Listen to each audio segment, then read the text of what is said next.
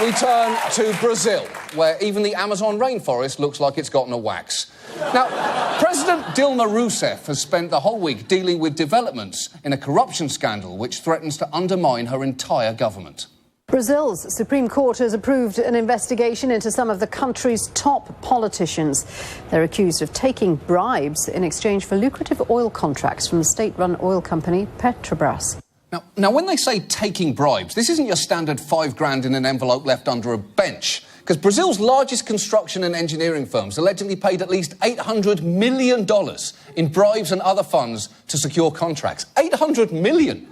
You'd need an amazing construction firm just to build a bench large enough to hide that bribe underneath. More than 30 members of Rousseff's ruling coalition are under investigation, so she took to the airwaves this week to try and calm people down.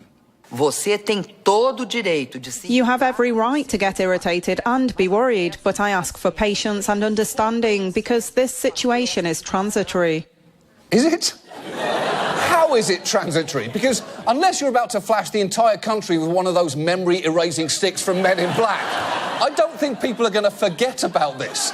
In fact, Brazilians weren't even listening to her speech for a pretty loud reason. Her critics had organized a kind of pot-banging protest, and I was in Sao Paulo, leaned out the window. It sounded like a football game.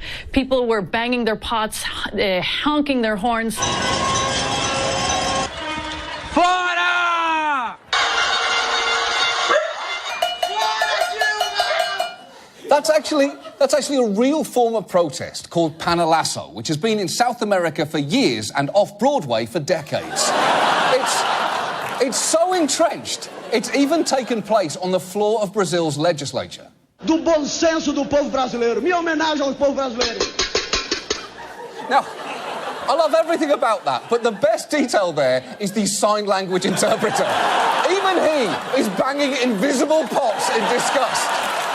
And if you think that Brazilians are overreacting to this story, there is one more thing you should know about Rousseff's involvement in this scandal.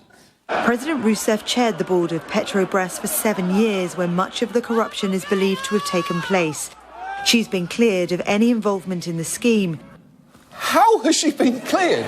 She chaired the board of Petrobras while the bribes were... There's only one way to handle this. And now this.